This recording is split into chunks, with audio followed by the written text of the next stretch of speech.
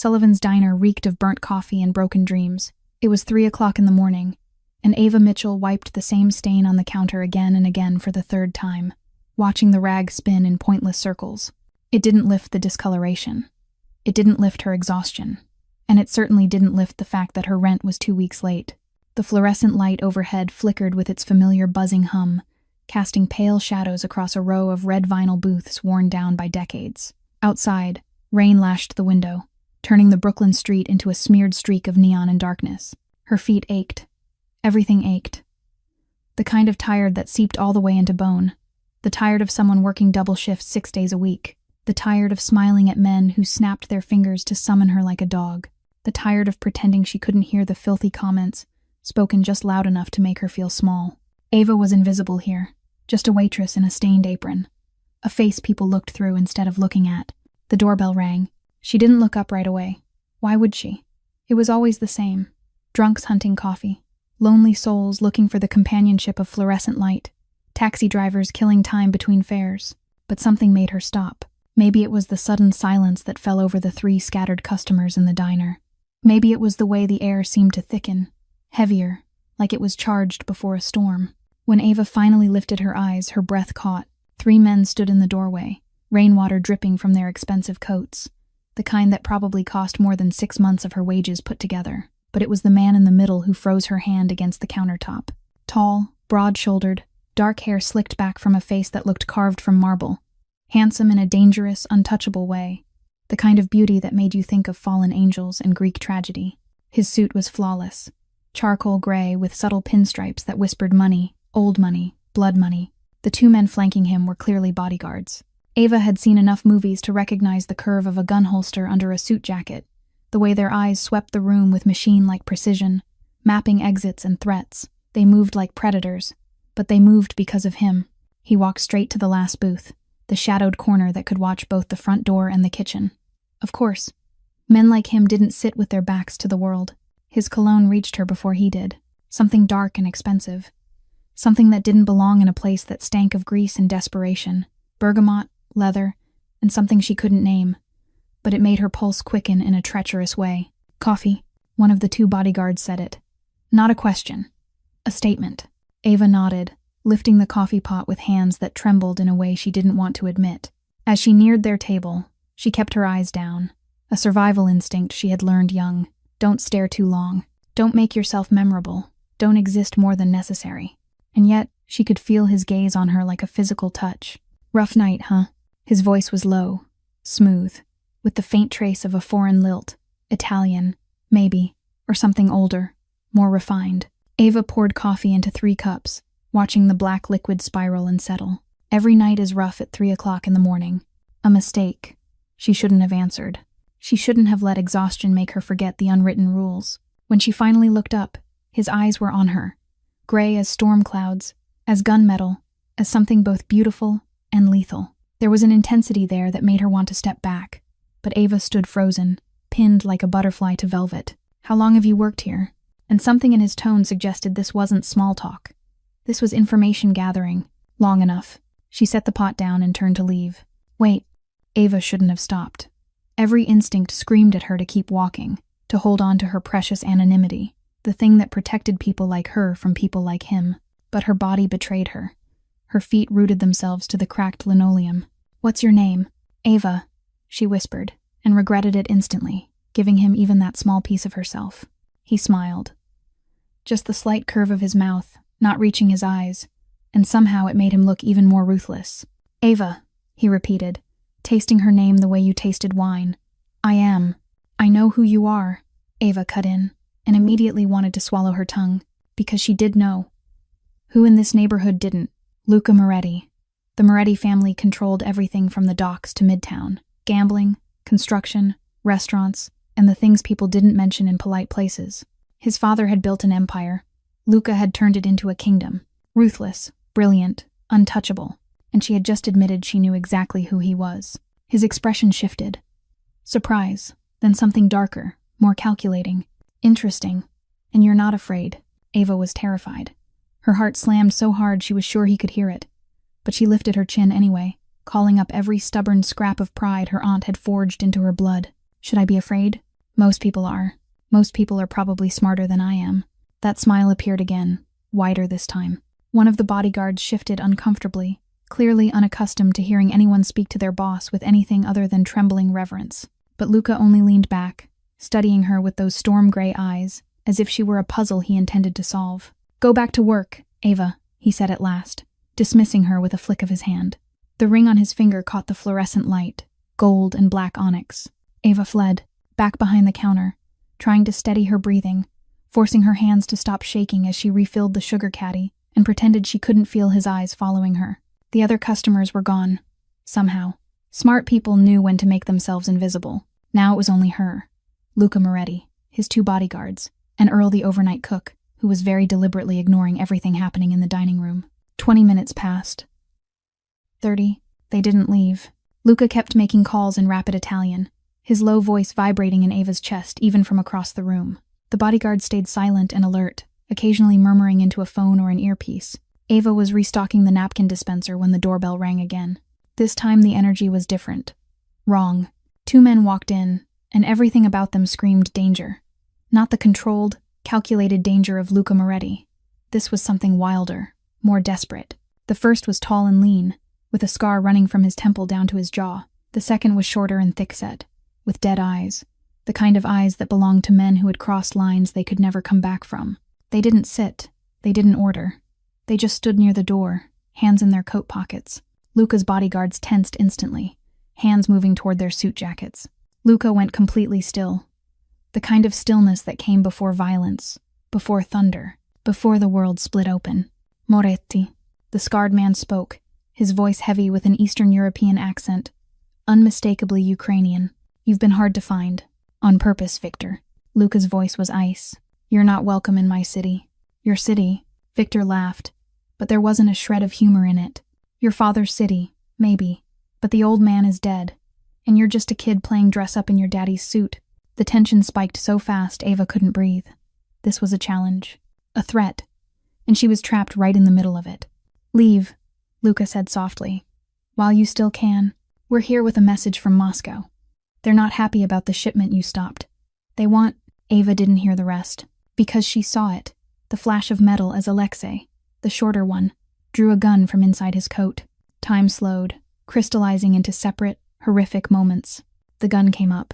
Luca's bodyguards reached for their weapons. Alexei's finger tightened on the trigger, and Ava was moving. She didn't think. She didn't calculate. She didn't weigh the fact that she was only a waitress, that she should duck, hide, let these men handle the violence that belonged to their world. She only saw the gun aimed at that booth, at Luca Moretti, at the man who had looked at her like she could be seen, and her body reacted. Ava lunged across the space between the counter and his table, both hands grabbing the expensive fabric of his suit, yanking him down with everything she had. With all her strength, all her desperation, all her terror fed by adrenaline, they tumbled beneath the table just as the first shot ripped through the air.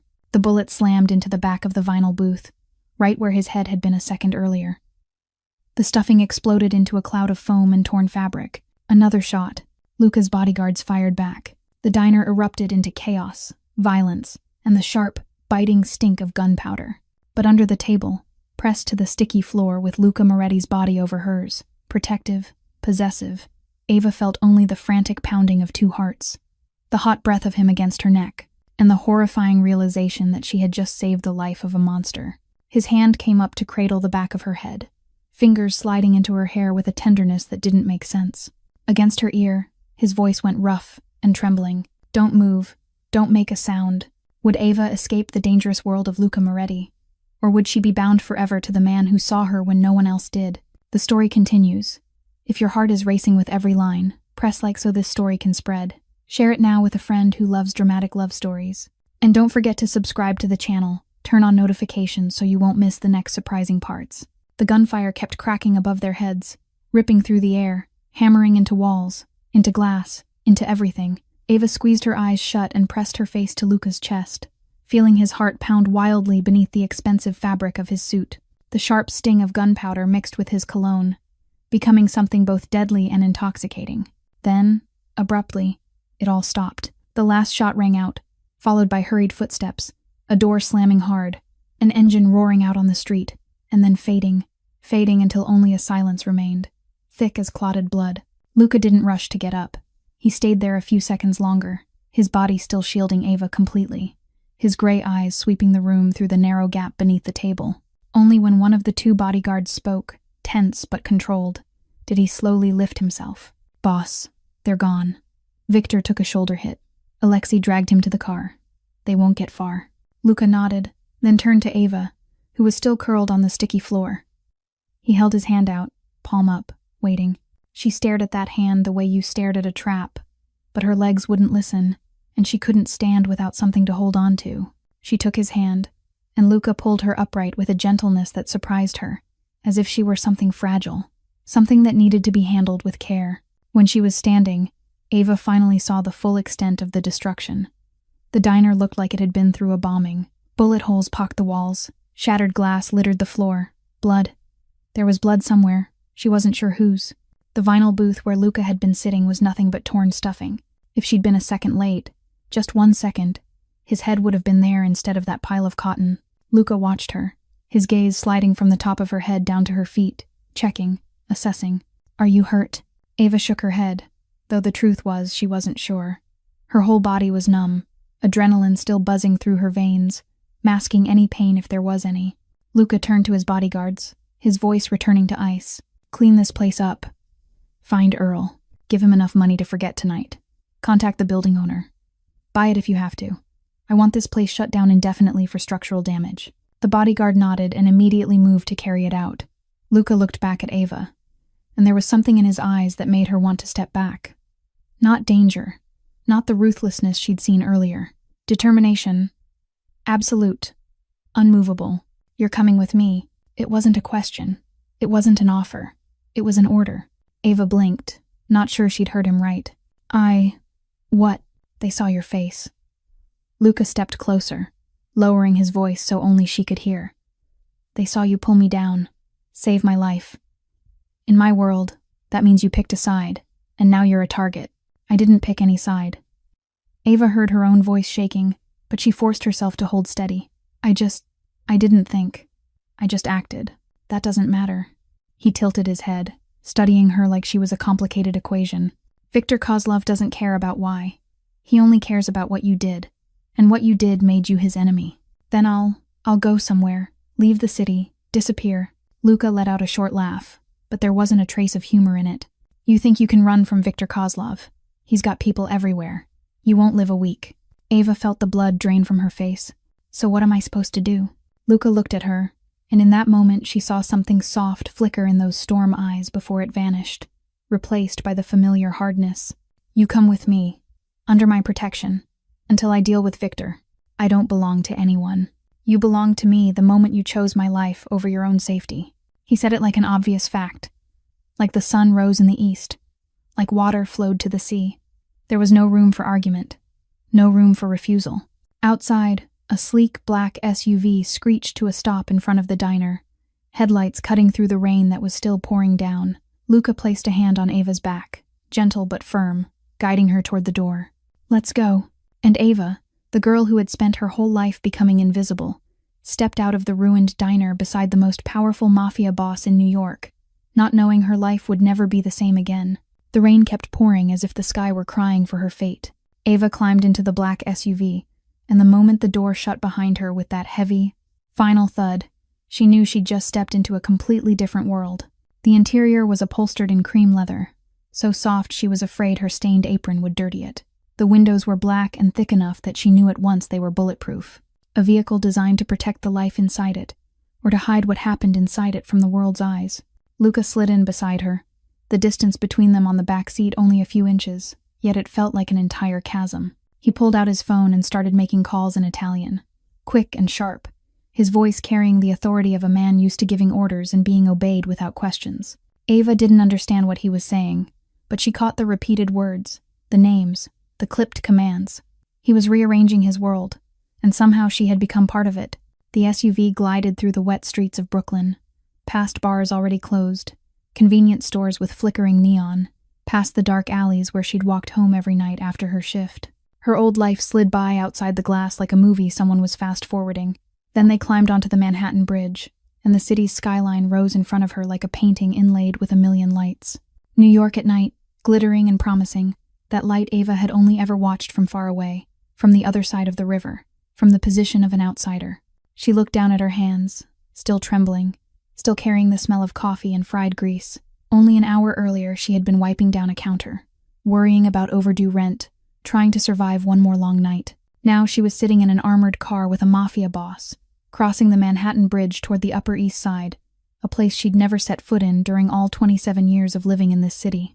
The car stopped in front of a stately old building, the kind of pre-war architecture Ava had only seen in movies or on the pages of magazines she flipped through while waiting for customers. A man in uniform opened the car door for them, his face blank, showing no surprise or curiosity at the sight of a waitress in a stained apron stepping out beside Luca Moretti, the professionalism of someone paid not to see anything. The lobby was vast, its ceiling soaring high, a crystal chandelier spilling warm gold light onto a marble floor. Everything here radiated an elegant age, a kind of wealth that had endured for generations, not the showy kind of the newly rich. Luca led her to the elevator, one bodyguard moving ahead, the other behind. She was enclosed, protected, or imprisoned. She wasn't sure there was a difference. The elevator stopped, and when the doors opened, Ava realized it opened directly into the apartment. No hallway, no door. This entire floor was a single space, a penthouse. She stepped out, and her breath caught in her throat. The apartment stretched before her like a dream, or a nightmare dressed in money. Floor-to-ceiling windows looked out over all of Central Park, the city's millions of lights glittering below like a carpet woven from stars. The furnishings were minimalist, yet so expensive she could feel it. Charcoal gray sofas, a glass table with black metal legs, paintings on the walls that she suspected were originals, not prints. Everything was in cool tones, gray, black, deep navy, as if the penthouse had been designed to mirror the soul of the man who owned it. Beautiful, perfect, and so cold it felt lonely. Ava stood there, rainwater still dripping from her hair onto the polished wood floor, feeling like a stain in the middle of this sterile perfection. She didn't belong here. Everything in this apartment screamed that she didn't belong here. Luca stopped beside her, watching her reaction with an expression she couldn't read. The guest room is down that hallway. Second door on the left. His voice was low and even. You'll find everything you need inside. Clothes, personal items, get some rest. We'll talk in the morning. Then he turned and walked away, disappearing into the darkness of another corridor, leaving Ava standing alone in the luxurious penthouse, feeling like a small bird that had just been trapped inside a gilded cage. Ava couldn't sleep. She lay on the massive bed in the unfamiliar guest room, staring up at the soaring ceiling, listening to the city echo from dozens of floors below. This bed was softer than anything she'd ever lain on, the sheets cool and smooth as water, yet she felt as if she were lying on stone. Every time she closed her eyes, she saw the flash of a gun barrel, heard bullets tearing through air, felt the weight of Luca's body pinning her down. When dawn began to blush the Manhattan horizon beyond the glass, she gave up on trying to sleep and sat up. In daylight, the room was even more overwhelming than it had been the night before. The sun exposed every luxurious detail the darkness had hidden. When she opened the closet, it was filled with clothes still bearing tags, in every size, every style, from silk sleepwear to cocktail dresses, from premium jeans to cashmere sweaters. The bathroom was lined with white marble, with a tub big enough for 3 people, and bottles of cosmetics with labels she'd only ever seen in advertisements. Someone had prepared all of this. For her, as if they'd known she would come, as if her being here had been planned in advance. She traded her stained apron for something simple from the closet, jeans and a cream sweater, then stepped out of the room.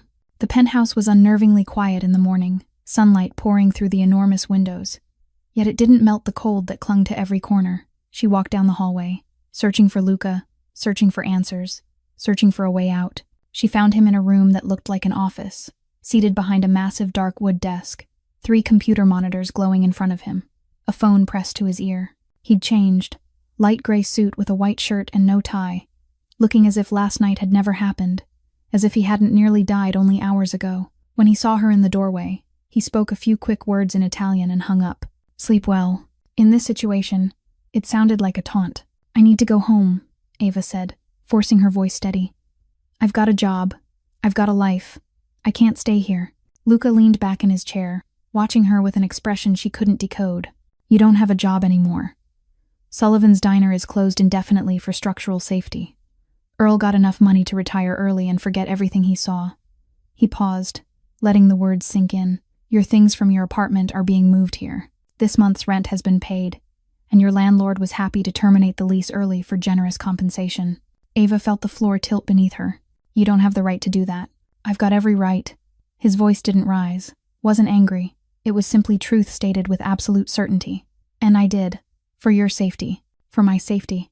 She stepped into the room, anger boiling in her chest. You destroyed my life in one night and call that for my safety. Viktor Kozlov wants you dead. Luka stood, came around the desk, and walked toward her with slow, deliberate steps. He saw your face. He saw you save me. In his world, that can't be ignored. If you go back to your old apartment, you'll die. If you go back to the diner, you'll die. If you try to run, you'll die. The only choice that keeps you alive is staying here, under my protection. So I'm a prisoner. You're protected. What's the difference? Luka stopped right in front of her, close enough that she could feel the heat rising off his body, close enough to see the darker flecks in his storm eyes. The difference is, I don't want to cage you. I want to keep you alive. Ava wanted to scream, wanted to punch that perfect, infuriating face, wanted to run out of this penthouse and never look back. But she knew he was right. She'd seen Viktor Kozlov's eyes, the eyes of someone who didn't know mercy. She'd seen the way Alexei drew his gun without hesitation. This was their world, and she'd stumbled into it, and now she didn't know how to step back out. How long? Her voice was barely a whisper. Until I deal with Viktor. Until you're safe. And if that never happens... Luka didn't answer. He only looked at her with an expression she couldn't read, then turned back toward his desk, leaving her standing there with the crushing awareness that the life she'd known was over, and she had no say in it. On the second night in Luca Moretti's penthouse, Ava still couldn't sleep. She'd tried everything. Counting sheep, deep breathing, reading a book she'd found on the shelf. Nothing worked. Every time she closed her eyes, her mind went back to gunfire, to the bite of gunpowder, to the sticky floor against her back, and the weight of Luca's body pressing her down. When the wall clock struck 4 o'clock in the morning, she gave up on lying in bed and stepped out of the room, barefoot on the ice-cold wood floor, moving toward the enormous glass doors that looked out over Central Park. She didn't expect to find him there. Luca stood in front of the glass, his back to her, his silhouette cut in black against the city's night sky. He wore only black sleep pants, his upper body bare, and for the first time Ava saw what was hidden beneath his perfect suits. Tattoos covered his back and both arms. Intricate designs, Italian religious symbols, images of lions and eagles, lines of Latin she couldn't understand. But it wasn't only tattoos. There were scars too, so many scars. Long, short, old, new, crisscrossing his skin like a map of violence and survival. She drew in a sharp breath, and Luca turned. His eyes didn't show surprise at seeing her. Only exhaustion, the kind she recognized because she carried it. Too. The kind sleep couldn't cure. Can't sleep either. Ava shook her head and came a little closer, stopping a few steps away, looking out with him at the city spread below. Central Park was a dark patch in a sea of lights, like an abyss surrounded by millions of artificial stars. I don't remember the last time I slept well, Luca said, his voice low and distant. Maybe when I was a kid, before I understood how the world really works. Silence drifted between them. Not heavy, just the quiet of two people sharing the dark. Why were you at Sullivan's that night? The question slipped out of Ava's mouth before she could think. There are hundreds of restaurants in this city that are more upscale. Why a rundown diner in Brooklyn at 3 o'clock in the morning? Luca didn't answer right away. He kept staring out the glass, and Ava thought he'd ignore her. But then he spoke, so softly she had to lean in to hear. My father used to take me there when I was little. Ava blinked, unable to hide her surprise. Before he became the man everyone was afraid of. Before the empire, before the power, before all of this. Luca tipped his head slightly toward the luxurious penthouse around them. He was just an Italian immigrant working at the docks, and I was just a kid. On nights he didn't have a late shift.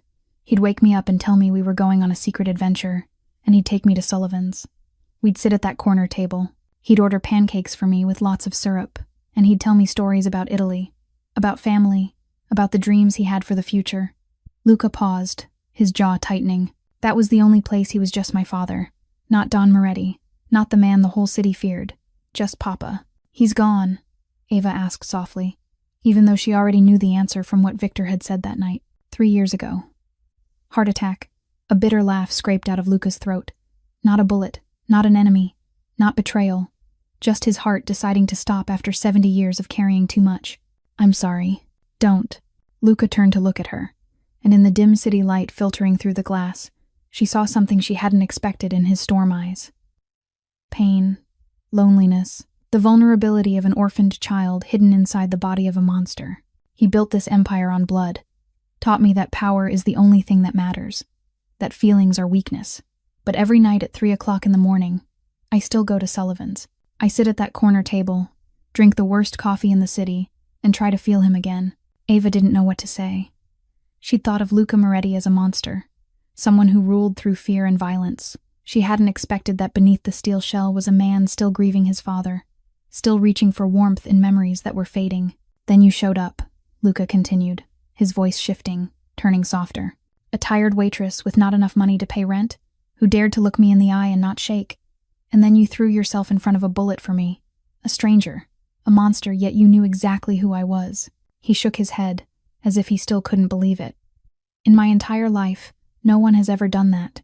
Chosen my life over their own safety, and asked for nothing in return. I didn't think," Ava whispered.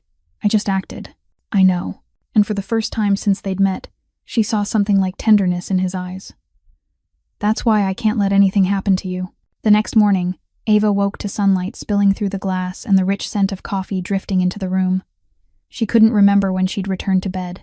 She couldn't remember when she'd finally slipped into sleep after her conversation with Luca by the window. But last night had been the first night she slept without the echo of gunfire haunting her.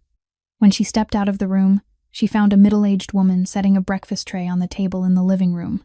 The woman had silver hair pinned neatly at the back of her head, warm brown eyes, and the gentle smile of a grandmother from a fairy tale. "You must be Ava," the woman said, her voice carrying a soft Italian lilt. "I'm Rosa. I manage Mr. Moretti's household. He told me to make sure you've got everything you need." Ava nodded awkwardly, unaccustomed to being served, unaccustomed to kindness from a stranger.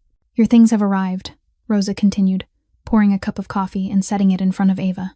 "I've put everything away in the closet in your room. And Mr. Moretti left this for you." She handed Ava a thick black folder, heavy with paperwork inside. Ava frowned, opened it, and the world beneath her feet collapsed for the second time in 3 days. They were bills. Bills stamped paid. Student loans, paid. Credit cards, paid. An overdue phone bill, paid. And at the bottom, stacked like stones that had been crushing her chest for 2 years, were invoices from Mount Sinai Hospital, chemotherapy, radiation, surgery, intensive care, pain medication, numbers with 7 digits that she'd stared at every night, not knowing how she'd ever pay them off in the rest of her life. Every single one stamped with the same words, paid. Ava stood up so fast the chair screeched across the wood floor, and she went straight to Luca's office. She didn't knock. She shoved the door open and walked in, the folder shaking in her hands with rage. Luca was seated behind his desk, a phone pressed to his ear. When he saw her, he spoke a few quick words and hung up, rising to his feet, gray eyes sweeping over her face with caution. "What is this?" Ava threw the folder onto his desk, her voice trembling with restraint. "What did you do?" "I paid your debts." "You don't have the right," she shouted, losing control, 2 years of exhaustion and grief exploding in a single moment. "You don't have the right to touch my life like that. These are my debts, my responsibility." "You saved my life," Luca said, his voice calm, as if she hadn't just screamed in his face. "In my world, that kind of debt is sacred. I don't need you to pay anything for me. I don't need your pity." "This isn't pity. Then what is it?" Ava stepped closer, her chest rising and falling with sharp breaths. "What do you think you know about me? You think you can buy me with money? I know enough." Luca stepped closer too, and now they were only an arm's length apart. "I know you're 27, orphaned at 19 when your mother died in a car accident. I know you raised your sister alone for 6 years since she was 15, working 3 jobs at once just to keep you both afloat. I know your sister, Sophie, was diagnosed with acute lymphoblastic leukemia 4 years ago, and you spent every penny you earned, every drop of sweat, every sleepless night, fighting for her." His voice lowered, softer, like he was touching a wound that hadn't healed. "And I know she died 2 years ago, leaving you with a mountain of debt and a shattered heart." Ava went rigid. "You know about Sophie. I know everything about you, Ava Mitchell." The anger inside her dissolved, replaced by something far more painful, something she'd buried for 2 years beneath the mask of a strong woman, a self-sufficient girl, someone who didn't need anyone. Her eyes began to burn, and she bit down on her lip, trying to stop the tears threatening to spill. She was all I had. Ava's voice broke, unable to hold itself together anymore. Sophie was the only reason I got up every morning. And when she was gone, a sob tore free, then another. And suddenly Ava was crying, hot tears spilling down her cheeks. 2 years of contained grief, bursting like a dam breaking. When she was gone, I didn't know what I was living for anymore. I just worked, paid debt, worked, paid debt, like a machine. No one saw me. No one knew I existed. I was just a shadow passing through other people's lives. Luca stood there in silence, watching her fall apart in front of him. Then he did something she didn't expect. He stepped closer, lifted his hand, and gently touched her cheek, his thumb wiping away her tears. "You're not invisible," he said, his voice low and certain. "Not to me." Ava looked up, red-rimmed eyes meeting those storm-gray eyes, and in that moment, in a room flooded with morning light, among bills stamped, paid, and wounds that still hadn't healed, she whispered something she'd never said to anyone. "I want to stop being invisible." And Luca, the ruthless mafia boss, the man the whole city feared, looked at her with an expression she couldn't read, and spoke so softly it was almost a vow. "You'll never be invisible again. I promise." The days that followed drifted by in a strange silence. Luca disappeared into his work. Endless phone calls. Meetings with men whose faces were cold as stone. Night trips he didn't explain. And Ava didn't ask about. She wandered the penthouse like a ghost, exploring every corner of the gilded cage she'd been locked inside. And she found the library. It was at the end of the east hallway, with bookshelves that ran from floor to ceiling, packed with every kind of book. Philosophy, history, classic literature, even volumes of Italian poetry she couldn't read. Ava sat there for hours, her fingers gliding over spines, trying to understand the man who owned this room through the books he read. Rosa found her there on the afternoon of the 4th day, carrying a tray of tea and freshly baked cookies. "He has read a lot since he was a child," Rosa said, setting the tray on the table beside Ava and taking the chair across from her. Books were his only refuge. Ava looked up at the older woman, curiosity in her eyes. "How long have you worked for the Moretti family?" 32 years. Rosa poured tea into 2 cups, the faint scent of bergamot drifting through the air. "I started when Luca was 4, a serious little boy with eyes far too old for his age. Was he always like that? Cold and distant?" Rosa paused, her brown eyes going far away, as if she were searching through memory. "No, not always. When he was very small, Luca was a child who laughed easily. He liked running in the garden. He liked bedtime stories. He liked wrapping his arms around his mother when he woke in the morning." She stopped, drawing in a slow breath.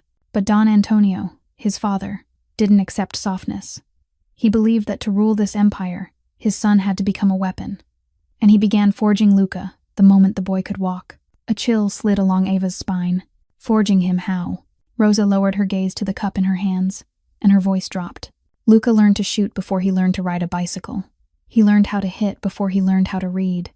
Every time the boy cried, Don Antonio locked him in a dark room all night. Every time the boy showed weakness, there was punishment." She paused, eyes shifting toward the window.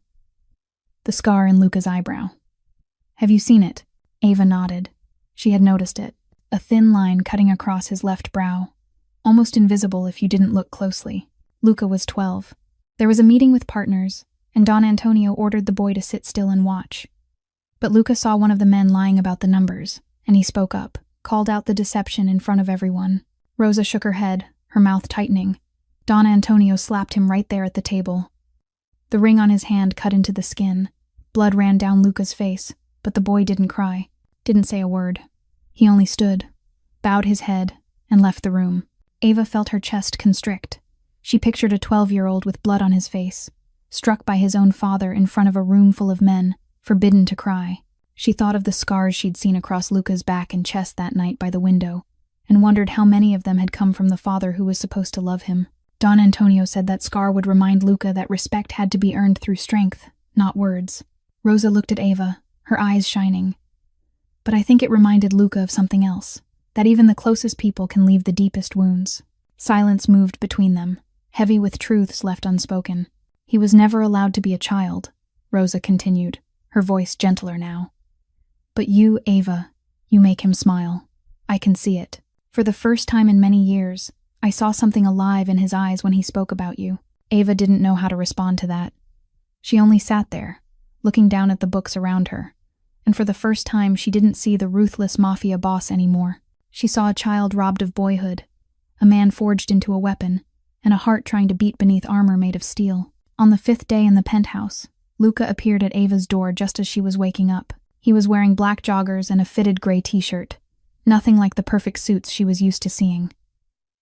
He looked younger, more approachable, and dangerous in another way she didn't dare name.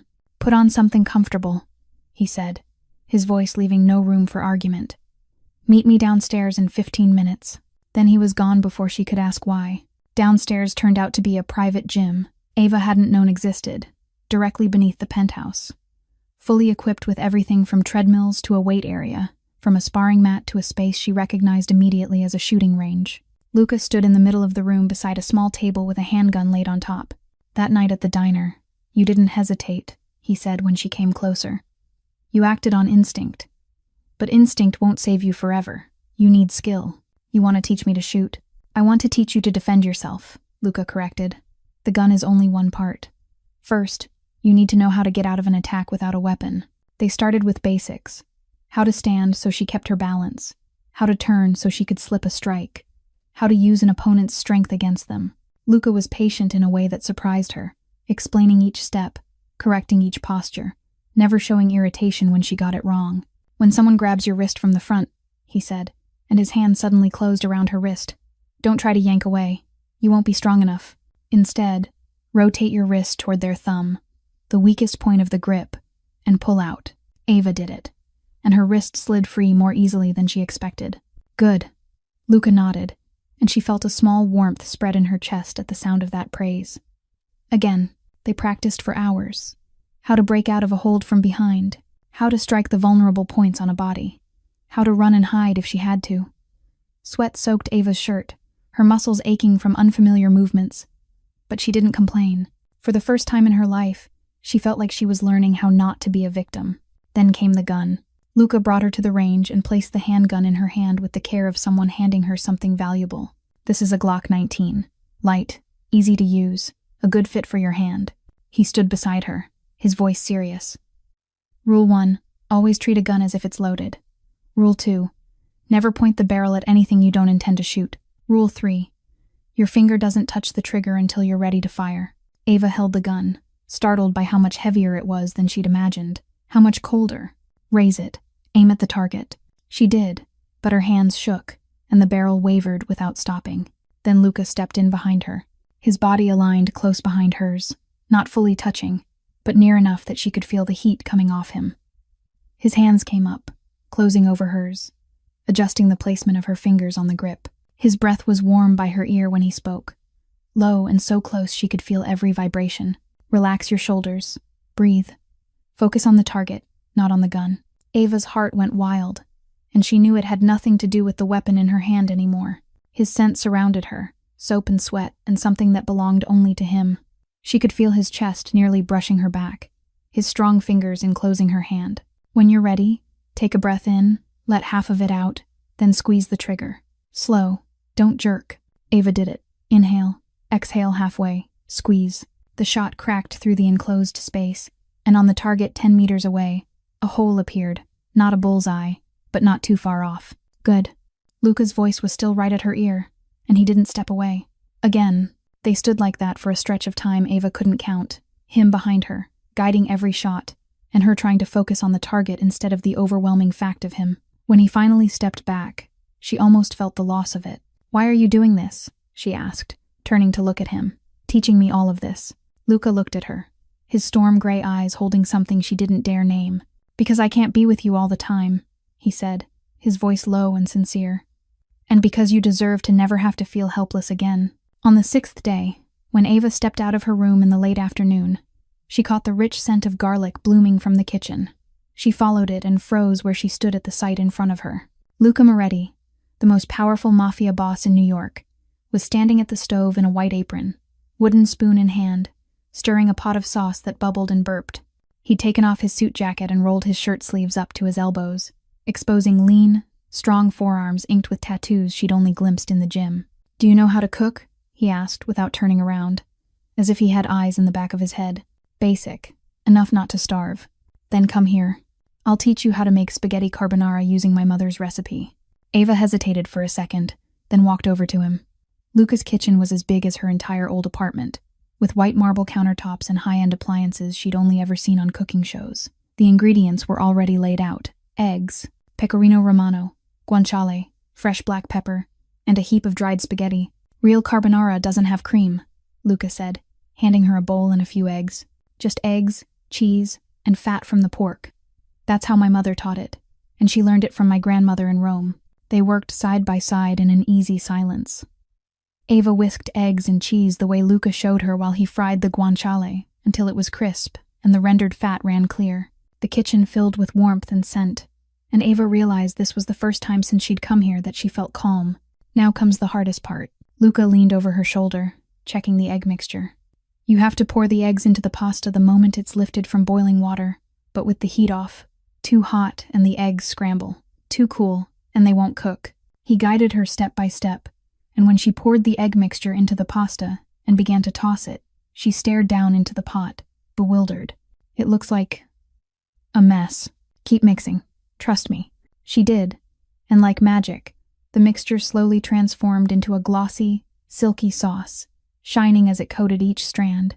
I did it, Ava blurted, and the sound that came out of her throat was laughter. Something she didn't think she remembered how to make anymore. She turned to Luca, eyes bright, and caught him watching her with an expression she couldn't decode. Something soft, something almost entranced. They ate dinner beside the windows overlooking the city, Manhattan lights blinking like millions of stars beneath their feet. Red wine, scented candles, and the best pasta Ava had ever tasted. She didn't know whether this was dinner with a captor or a date, and the most frightening thing was that she wasn't sure she cared about the difference anymore. Tell me about Sophie, Luca said suddenly, his voice gentle. Not about the illness or the bills. Tell me about who she was. Ava set her fork down, surprised by the question, even more surprised by how much she wanted to answer it. Sophie liked to draw, she began, her voice softening with memory. She could sit for hours with a sketchbook, drawing everything she saw. Birds on the window ledge, people walking by, buildings. She dreamed of becoming an artist, of having her own exhibition in a gallery in Soho. Ava smiled, a sad smile. She always said that one day she'd paint my portrait and hang it somewhere people could see it, so I wouldn't be invisible anymore. Silence passed between them, but it wasn't heavy. It was simply respect for what had been lost. She would be proud of you, Luca said, his tone certain as a vow, for the way you fought for her, for the way you kept living even when it hurt. Ava felt her eyes sting, but no tears fell. Instead, she placed her hand on the table, and Luca, the ruthless mafia boss, the man who wasn't allowed to be weak, set his hand over hers, warm, steady, like an anchor in rough water. They sat that way in silence, hand in hand, watching the city breathe beneath them. And Ava wondered when this gilded cage had begun to feel like home. The 7th day began with a tension Ava could feel in the air, like something sharp waiting to snap. Luca was up earlier than usual, his face sealed shut like a steel door, his gray eyes back to the coldness she had seen on that first night at the diner. He kept making calls in Italian, his voice tight as a wire stretched to the breaking point, and the bodyguards moved in and out of the penthouse more than normal. Rosa was quieter, too, drifting through the rooms like a worried ghost. What is it? Ava asked when she finally caught Luca alone in the hallway that afternoon. He stopped and looked at her with an expression she couldn't decode. Viktor Kozlov wants to meet. Negotiate. His voice was flat, without emotion. Tonight. Negotiate? He tried to kill you. That's how my world works, Luca replied, a bitter smile flickering across his mouth. Today they shoot at each other. Tomorrow they sit at the same table and divide territory, as long as both sides still have something to lose. Ava wanted to say something. She wanted to stop him from going, but she knew she didn't have the right. She was only a waitress he was protecting, not someone with a voice in decisions that meant life or death for him. Luca seemed to read her thoughts, because he stepped closer and lifted his hand as if he was going to touch her cheek, then stopped halfway. Marcus will be here with you, and 3 others. Don't leave the penthouse for any reason. His voice dropped, softer. If anything happens, Marcus will get you somewhere safe. Do you hear me? Will you come back? The question slipped out before Ava could stop it, and she realized with a jolt that she was truly worried about him. Not because he was the only thing standing between her and Viktor Kozlov, but because she didn't want to lose him. Luca looked at her for a long moment, the storm in his eyes easing for a heartbeat. I'll always come back to you. Then he turned and walked away, leaving Ava alone in the hallway with her heart pounding out of rhythm and the sense that something terrible was coming. The hours that followed moved like a slow torture of worry. Ava tried to read, but she couldn't focus. She tried to watch television, but every sound made her flinch. Rosa had gone to her own room, and the penthouse sank into darkness except for the city light filtering in through the glass. Marcus and the other bodyguards were downstairs, guarding the entrances. She was alone. The clock struck 11 o'clock at night when her phone buzzed. A text from an unknown number, and her heart stopped when she read the words. Stay away from the windows. Lock yourself in the master bedroom. Don't open the door for anyone except Marcus. Right now. Ava didn't know who the message was from. She didn't know if it was a trap or a real warning, but the instinct Luca had trained into her in the gym flared awake. She stood and moved fast and silent toward the hallway that led to Luca's bedroom. She'd made it only halfway when she heard it. The elevator stopping, the doors opening, footsteps, many footsteps. Not the leather shoes of Marcus, or the bodyguards she'd grown used to. These steps were heavier, more hurried, and with them came whispered words in a language she recognized instantly. Russian, or Ukrainian. Ava's heart slammed in her chest. She pressed herself to the wall, breathing as lightly as she could, and looked around for somewhere to hide. How did they get in? Where was Marcus? Where were the guards? Then she heard a voice she recognized, one of Luca's bodyguards, the one named Tommy she'd seen standing watch in the hallway many times. She's in here somewhere. Find her. Fast. We don't have much time before Moretti comes back. A traitor. It felt like someone had poured ice water into Ava's veins. Tommy had sold Luca out. He'd let Victor's men into the penthouse. And now they were looking for her. She didn't think. She ran. Barefoot on the wood floor, Ava sprinted toward Luca's bedroom, her heart pounding like a hammer, her breath so ragged she was afraid they'd hear it. She shoved the door open, slipped inside, and locked it the instant footsteps began moving into the hallway. Search the rooms. She has to be here somewhere. The voice came closer. A door was thrown open. Then another. Ava swept her eyes across the room in the dark, searching for something, anything that could help her. And she remembered what Luca had taught her in the gym. She remembered the nightstand drawer he'd opened when he'd been explaining security in the penthouse. She lunged for it, yanked the drawer open, and her hand closed around the ice-cold metal of a gun. Outside, the footsteps stopped right in front of her door. Ava's hand tightened around the pistol grip, the metal so cold it felt like the only anchor keeping her from dropping into a chasm of panic. She checked it fast, the way Luca had taught her. The magazine was loaded. The safety was off. The Glock 19 sat neatly in her hand, familiar after hours of practice in the gym. But this time there was no paper target, no Luca behind her, guiding.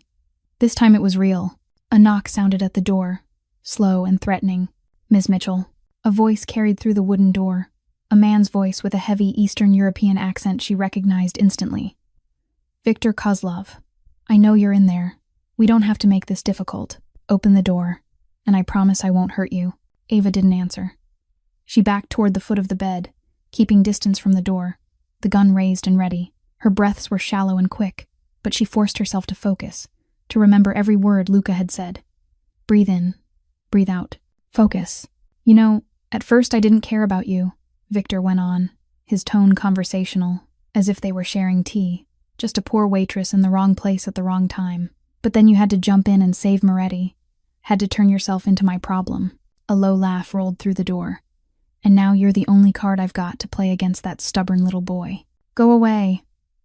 Ava's voice came out steadier than she expected. I've got a gun, and I know how to use it. Silence held for a few seconds. Then Victor laughed louder. Moretti's gun. You think he'd leave a weapon in his bedroom for a waitress to find. Charming. But have you ever shot anyone, Ms. Mitchell? Shot a real person, flesh and bone, not a paper target in a training room. Ava's hand trembled slightly, but she didn't lower the gun. This is your last chance. Victor's voice turned cold, the fake friendliness draining away. Open the door, or we break in. And if we have to break in, I'm not promising gentle anymore. Ava heard sounds outside, metal scraping against metal. They were working the lock. She closed her eyes for 1 second and thought of Sophie, of her sister's smile, of the promise that one day she wouldn't be invisible anymore. She thought of Luca, of the way he looked at her as if she were something precious, of the way he said she deserved to never feel helpless again. She wasn't a victim. Not anymore. When she opened her eyes, the fear was still there, but it didn't control her now. The lock snapped. The door handle turned. Ava took a deep breath, let half of it out, and squeezed the trigger. The gunshot detonated inside the tight room, and the bullet tore straight through the wooden door. Outside, a scream burst out, a man shouting in Russian, then the sound of a body going down. "That bitch shot me." Another voice. Not Victor. "She shot through the door." Ava fired again. Then again, aiming at different spots on the door. The wood split, debris flying. Suddenly, the sharp wail of police sirens cut through the silence of the night. Closer than expected. "Cops," one of the men cursed. "We have to go." "Fall back!" Victor yelled, the calm gone now. "Fall back! Now!" Footsteps retreated. The elevator. Then silence. Ava stood there with the gun still raised, her whole body shaking so hard she thought she might collapse. She didn't know how much time passed. Maybe minutes, maybe an hour, when sound rose again from outside. The elevator. Footsteps. A voice calling. "Ava, Ava." Luca's voice, panicked in a way she'd never heard before, tore through the silence. "I'm here." She tried to shout, but her voice came out a raw whisper. "I'm here." A fist hammered the door.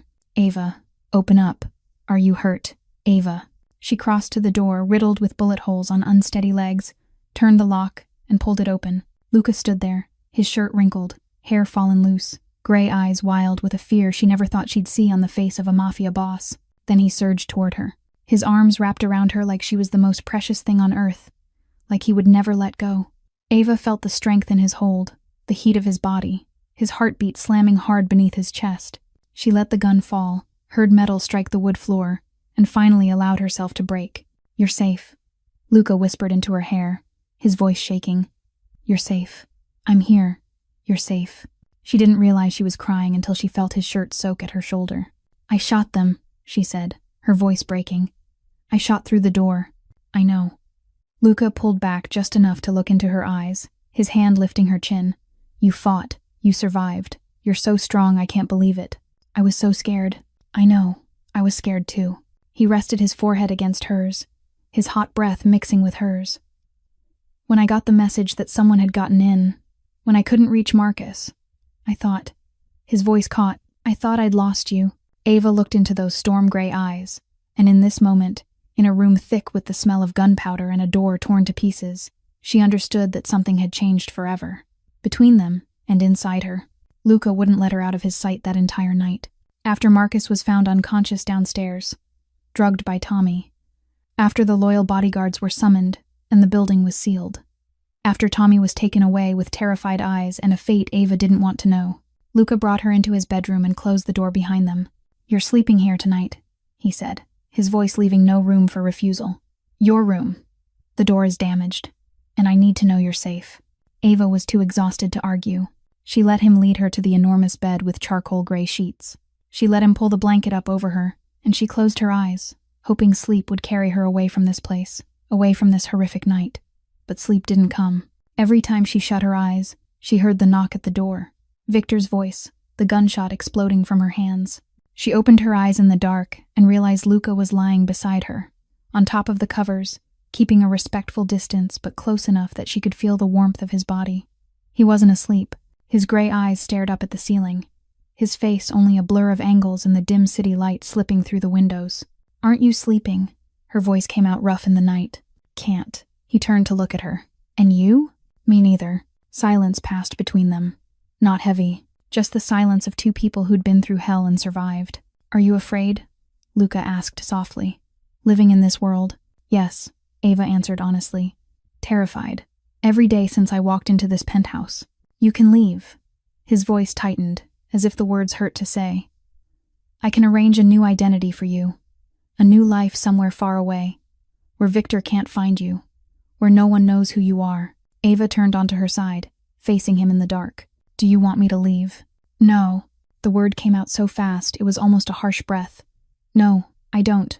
I never have." He turned too, and now they lay facing each other, close enough that Ava could have counted his lashes if there had been more light. "But I also don't want you in danger because of me. I don't want you to have to shoot through a door to stay alive. I don't want you to become what my world forces you to become. What if I want to stay?" He didn't answer right away. In the dark, she saw his jaw clench, his throat moving as he swallowed hard. "Why would you want that? You've seen my world. Violence, betrayal, death. There's nothing worth staying for." "You..." The two words hung between them, and Ava felt her heart pounding so loudly she was sure he could hear it in the quiet of the room. Luca drew in a sharp breath, as if she'd just driven a knife into his chest. You shouldn't say things like that. His voice was hoarse, taut with something he was fighting to keep contained. You don't know who I really am, what I've done, the crimes I've committed. I know you're the man who went to a rundown diner at 3 o'clock in the morning to find a memory of his father, Ava whispered.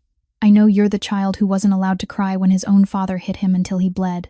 I know you're the man who paid all my debts without asking for anything back. The man who taught me how to defend myself so I wouldn't be helpless anymore. The man who came running back here like you'd lost your mind when you thought something had happened to me. Ava, I know you've killed people. You've done terrible things. But I also know you're not the monster you think you are. She lifted her hand and touched his cheek in the dark, feeling warm skin and the hard line of his jaw beneath her fingers. I know enough to decide that I want to stay. Luca closed his eyes at the feel of her hand on his face, as if that touch was too much, too sweet for a man used to violence and pain. I'm in love with you, he whispered, and the words came out like a confession, like a sin he couldn't hide anymore. I don't know when it happened. Maybe the moment you threw yourself in front of that bullet for me. Maybe when you looked at me and didn't shake. Maybe when you laughed in the kitchen with flour on your face. I don't know, but I'm in love with you, Ava Mitchell. And that scares me more than anything Viktor Kozlov could ever do. Ava felt tears rise, but not from sadness, from something else, something warm and vast, so big she didn't know if her heart could hold it. I'm in love with you too, she whispered, and I'm scared too. But I'm willing to be scared with you. Luca opened his eyes, and in the dark she saw something in those storm eyes break. Walls he'd built his whole life collapsing in a single moment. He leaned toward her, stopping when their mouths were only a breath apart. Tell me to stop. His voice shook with restraint. If you don't want this, tell me to stop. Instead of answering, Ava pulled him down. Their first kiss wasn't gentle. It was desperate and hungry, carrying all the fear and longing they'd held back for days. His mouth was hot on hers. His hand slid into her hair, and Ava felt like she was sinking and flying at the same time. When they finally broke apart, they were both breathing hard, foreheads pressed together, and Ava knew that no matter how insane the outside world became, no matter how terrifying Viktor Kozlov was, she had found something she hadn't known she'd been searching for her whole life, a place to belong. The next morning, Ava woke up in Luca's arms. He was still asleep, his face softened by sleep, younger and less dangerous than he looked when he was awake. She lay there for a while, listening to his heartbeat steady beneath her ear, feeling the warmth of his body wrapped around her like a blanket. For the first time in a long time, she felt at peace. But that peace didn't last.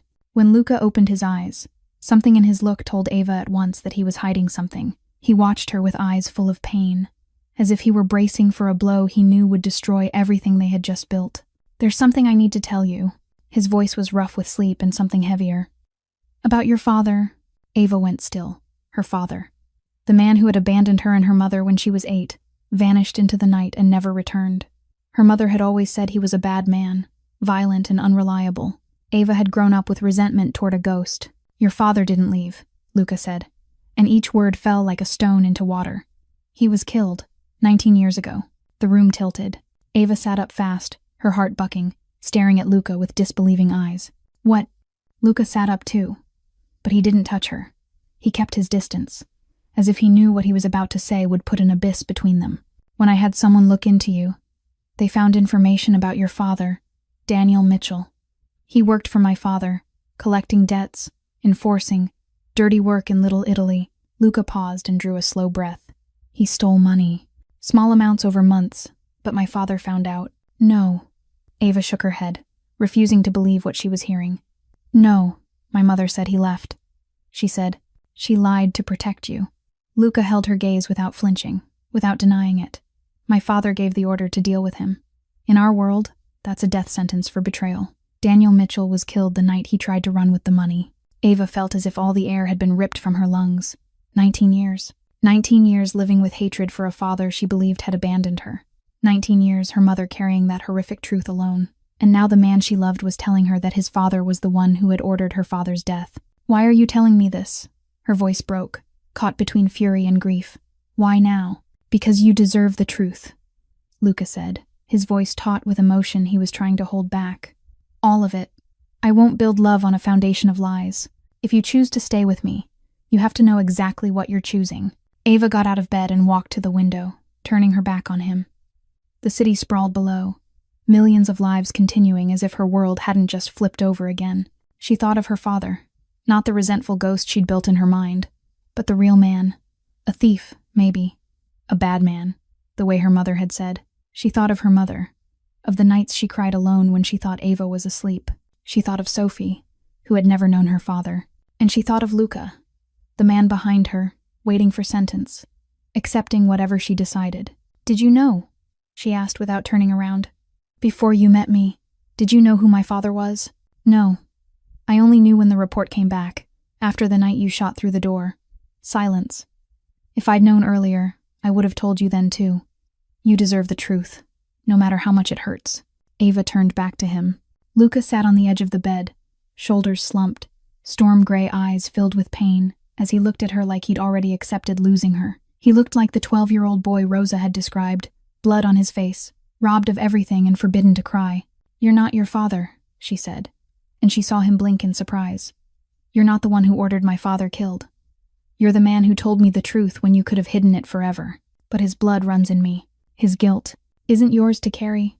Ava stepped closer, and when she stood in front of him, she saw tears gathered in those storm eyes, tears he would never let fall. "I spent 19 years hating a ghost. I don't want to waste any more time hating. Ava, I choose you." She took his hand and pressed it to her chest so he could feel the heartbeat that was beating for him. "I choose you, Luca Moretti. Not because I don't know who you are, but because I do." 2 days after the truth about her father came out, Luca offered to take Ava to meet his mother. The offer shocked her. She hadn't expected a mafia boss to want to introduce her to family, as if they were an ordinary couple dating. But Luca looked at her with serious eyes and said that if she had chosen to stay with him, she needed to know the people who mattered in his life, and no one mattered more than Caterina Moretti. Brighton Beach was a completely different world from the Upper East Side. The streets bustled with shops displaying signs in both English and Italian, the scent of toasted bread and espresso drifting through the air, and elderly people chatting on benches facing the ocean. Luca guided Ava through narrow alleys to a modest brownstone house, nothing about it suggesting it belonged to the mother of one of the most powerful men in New York. Caterina Moretti opened the door before they could knock, as if she'd been waiting for a long time. She was a small woman with silver hair pinned neatly up and gray eyes exactly like her son's, but warmer, softer. When she saw Ava, her face brightened into a radiant smile, and she stepped forward and hugged Ava as if they had known each other forever. "Finally," she said, her voice carrying the same gentle Italian lilt as Rosa's. "Finally, my stubborn son brings home a woman worthy of him." Luca stood there with an awkwardness Ava had never seen in him, as if he'd turned back into a little boy in front of his mother. Caterina patted his cheek, said a few words in Italian Ava didn't understand, then shooed him out to the backyard, on the excuse that she wanted to speak privately with Ava. Inside, the house was warm and crowded with memory. Family photographs lined the walls, carefully kept antiques sat on shelves, and somewhere in the kitchen the scent of tomato sauce bubbled and simmered. Caterina led Ava into the living room, pressed her gently onto a deep red velvet sofa, and brought out a tray of homemade cookies. "Rosa called me after the night you shot through the door," she said as she poured tea for them both. "She told me you were brave like a lion, and that my son looks at you like you are the sun." Ava felt heat rise to her cheeks. "I don't know what to say." "Don't say anything. Just listen." Caterina sat across from her, gray eyes watching her with understanding. "I know the world you are stepping into. I lived in it for 40 years with Antonio, and now I watch my son carry that same weight. It is not an easy life. I know, but you stayed. It wasn't a question. Even after seeing the violence, even after learning the truth about your father, even after nearly dying for being beside Luca." Ava nodded, not knowing how to explain a decision she sometimes didn't fully understand herself. Caterina set her tea down and leaned forward, taking Ava's hands. "When Luca was small, I begged Antonio to let us leave. Leave this life. Leave the violence. Give our son a normal childhood." Her eyes shimmered with painful memory, but Antonio said men like him were not allowed to retire. He said the empire was our legacy, Luca's destiny, and I was too weak to fight. "That isn't your fault. Maybe not," Caterina sighed. "But what I want to tell you is this. I failed to protect my son from his father. I watched Luca be forged into a weapon and I could do nothing. But you," her grip tightened around Ava's hands, "you have done what I could not. You touched the human part of him that Antonio tried to kill. Rosa says she saw Luca truly smile for the first time in many years. Smile because of you. Ava felt her throat tighten. My son is used to being surrounded by people who fear him or want something from him, Katerina continued. But you threw yourself in front of a bullet for him and asked for nothing. You knew who he was and still chose to stay. That is something Luca has never had in his life. I love him, Ava whispered, and the words came as naturally as breathing. I know. Katerina smiled, and the smile was warm as spring sunlight. And because of that, you are family. Not because my son claims it, but because I claim it. She stood and drew Ava into her small but steady embrace. Welcome home, Ava. You are not alone anymore. And as Ava stood there in the arms of the woman she had just met for the first time, she felt something she had lost when Sophie died. Something she had thought she would never have again. A sense of belonging. A sense of home. 3 days after meeting Katerina, Luca received word that Viktor Kozlov had agreed to one final meeting. Not negotiations like before, but an ending, one way or another. Ava watched him prepare that morning, slipping into a suit as black as night, checking his gun before holstering it, and she felt the familiar fear squeeze her heart until it hurt. The last time he went to meet Viktor, she had almost died in this penthouse. This time, she didn't know what was waiting.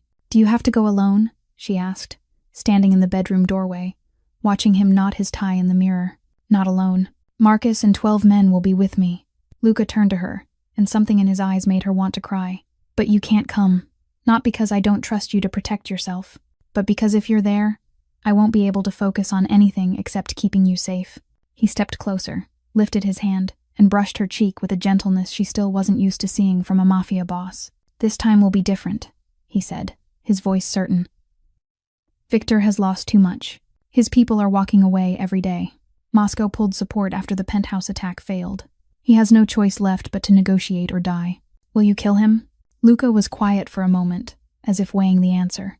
I'll do whatever is necessary to end this, he said at last. But if Viktor is willing to leave, disappear, never come back, I'll give him that chance. He tipped his head, looking at her with an expression she'd learned to read over these weeks. Because of you. Because you make me want to be a better man. He kissed her, slow and gentle, as if they had a whole lifetime ahead of them. Then he left, and Ava was alone in the penthouse, with her heart aching and a silent prayer on her lips. The hours that followed were torture. Ava paced the living room, unable to sit still, unable to read, unable to do anything but stare at her phone and wait. Rosa tried to get her to eat, but the food tasted like ash in her mouth. She thought of everything that could go wrong, of Viktor setting another trap, of losing Luca just when she had finally found him. The clock struck 8 o'clock in the evening when her phone buzzed. A message from Marcus. Boss is on his way back. Viktor agreed. It's over. Ava didn't realize she was crying until she felt tears hit her hand. She stood there in the middle of the luxurious living room and cried like she had been saved all over again. When the elevator doors opened and Luca stepped out, he looked exhausted, but whole. No blood on his shirt, no fresh wounds. He saw her standing there with her face wet, and he crossed the room in 3 long strides and pulled her into his arms as if he had been waiting for this moment all day. Viktor will leave New York tomorrow morning, he whispered into her hair. He's taking a sum of money and a new identity. Disappearing to somewhere I don't care about, as long as it isn't here. You didn't kill him. No. Luca pulled back to look into her eyes. Because of you. Because I don't want more blood on my hands when I come back to you. They stood like that for a long time, holding each other in the penthouse that had once been her gilded cage, but now was starting to feel like home. Then Luca let her go, reached into the pocket of his suit jacket, and drew out a small black velvet box. I've got something for you. Ava's heart stuttered when she saw the box. It was too small to be a ring, but big enough to hold something that mattered. She lifted the lid, and inside, resting on white velvet, was a gold key hanging from a delicate chain. This is the key to everything I own, Luca said, his voice low and serious. This penthouse, the house in the Hamptons, the accounts, the safes, all of it. Ava looked up, not understanding. If you choose to stay, Luca continued, taking her hand and placing the box in her palm, then this is the symbol of that. You won't be the one being protected anymore. Not a guest, not a prisoner. You'll be my partner, equal, in everything. And if I choose to leave, pain flashed in his gray eyes, but he didn't shy away. If you choose to leave, I'll give you money, a new identity, anywhere you want to go in this world, and you still keep the key. He smiled. the saddest smile she had ever seen. As a reminder that somewhere in this city, there's someone who loves you enough to give you freedom. And if you ever need anything, anytime, that key will open every door. Ava looked down at the key in her hand, then up at the man standing in front of her. The ruthless mafia boss was looking at her with wounded eyes, waiting for a decision that could break him. "This is your choice," he said, his voice almost a whisper. "Completely yours. I won't keep you if you want to go. I won't resent you if you choose a safer life. I only want you happy, whatever that means." Ava closed her fingers around the key, feeling the cold metal warming under her skin, and she knew this decision would shape the rest of her life. Ava stood there with the gold key resting in her palm, and she thought about everything that had happened since the fateful night at Sullivan's diner. She thought of the girl who had stood behind the counter at 3 o'clock in the morning, wiping the same stain again and again, exhausted and invisible, not knowing her life was about to change forever. That girl had lost too much. Her parents, her sister, her hope. She had grown used to merely existing instead of truly living. That girl would have chosen safety. She would have chosen to disappear into a new life somewhere far away, where no one knew her and no one could hurt her. But that girl didn't exist anymore. The woman standing in this penthouse, with a gold key in her hand and a mafia boss waiting for her verdict, wasn't that invisible girl anymore. She had fired through a door to protect herself. She had faced the painful truth about her father and chosen forgiveness instead of hatred. She had been welcomed by a mother into a family as if she had always belonged there. And she had loved, truly loved. For the first time in her life, Ava looked up at Luca, the man standing in front of her with wounded gray eyes, waiting for her to destroy him or save him. She saw everything he was. The monster the world feared, the child starved of tenderness, still searching for warmth, the man who had learned how to love again because a waitress had thrown herself in front of a bullet for him. She saw violence and gentleness, power and loneliness, crime and redemption, all woven together inside the man she had chosen from the moment she dragged him down beneath the table. "The girl who walked into that diner that night," Ava began, her voice steadier than it had ever been in her life. She wanted safety. She wanted ordinary. She wanted to be invisible so no one could hurt her. She saw Luca draw in a sharp breath, his shoulders tightening as if he were bracing for the blow. "But she doesn't exist anymore." Ava stepped closer, close enough to feel the warmth coming off his body. "You changed her. This life changed her. And the woman standing in front of you now, she doesn't want safety if safety means losing you. She doesn't want ordinary if ordinary means going back to that invisible life. She doesn't want to disappear, because for the first time, she has a reason to stay." Ava lifted her hand and placed it on Luca's chest, right over the heart pounding hard beneath the fabric of his suit. "I choose you, Luca Moretti," she said, and each word was a vow. "I choose the monster and the man, the violence and the gentleness, the danger and the protection. Everything you are, everything you've done, everything you will do. I choose all of it." Something broke in Luca's storm-gray eyes, the last walls he had held up his entire life collapsing completely. He looked at her as if she were a miracle, light in the dark, something he couldn't believe he deserved. "Are you sure?" His voice was hoarse, shaking with emotion he wasn't trying to hide anymore. "Because if you stay, I'll never let you go. I won't be able to. I don't want to go." Ava smiled, the first smile that felt truly hers in years. "I've found home." Luca lifted his hand, took the key from her palm, and fastened the chain around her neck. The cold metal touched her skin, then slowly warmed, as if it were settling into its new home. He looked at the key resting against her chest, then lifted his gaze to her eyes, and she saw something in that look she would remember for the rest of her life. Love, reverence, belonging. "I love you, Ava Mitchell," he said, his voice like a vow spoken in a church. "I'll spend every remaining day of my life protecting you, cherishing you, being worthy of you." "I love you too," she whispered, "and I'm ready for whatever comes next." Then he kissed her. This kiss was different from every kiss before it. It wasn't desperate or hungry. It was slow and deep, a promise sealed with lips, a contract that didn't need a signature. When they finally pulled apart, foreheads pressed together, Ava knew her life would never be easy. There would be danger. There would be violence. There would be nights she stayed awake waiting for him to come home. But she also knew she would never be invisible again. 6 months after the night, Ava wore the gold key around her neck. She sat in Luca's office, facing a computer screen filled with financial reports that 6 months ago she wouldn't have understood a single line of. Now she read them the way she used to read Sullivan's diner menus, fluent and effortless. She had learned. She had changed. She had become someone she never imagined she could become. The gold key still rested against her chest, warmed by her skin, a constant reminder of the decision that had reshaped her life. She was studying criminal justice at night now, an irony she and Luca often laughed about whenever she brought her books home. She had learned how to read contracts, understand the law, negotiate with powerful men she once wouldn't have dared meet in the eye. Luca looked up from his desk, caught her gaze, and his smile still made her heart race the way it had the first time. "What are you thinking about?" he asked, setting his pen down. "About the night I dragged a mafia boss under a table in a rundown diner at 3 o'clock in the morning." Ava smiled. "About how that decision changed everything." Luca stood, came around the desk, and leaned down to kiss her forehead. "The best decision of my life," he whispered. "Mine too." Luca's phone buzzed. Another work call, another problem that needed solving. There were always new problems in their world, always danger waiting somewhere. But they faced it together, like true partners, like equals.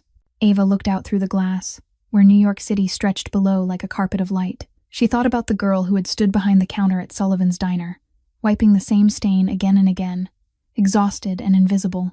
That girl had lost her parents at 19. She had raised her sister alone through cancer.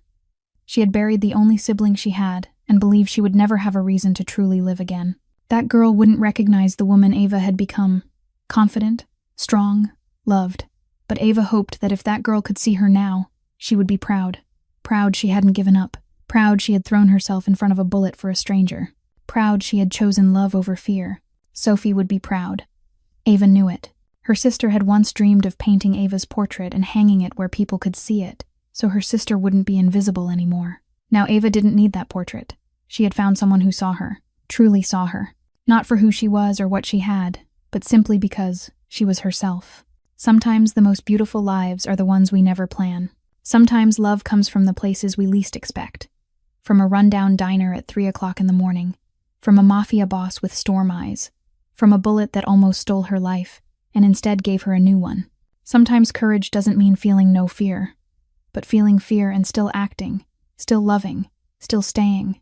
Ava Mitchell was not invisible anymore. She was seen, loved, alive, and that, maybe, was the greatest miracle of all. Ava and Luca's story ends here, but the lesson it leaves behind still echoes.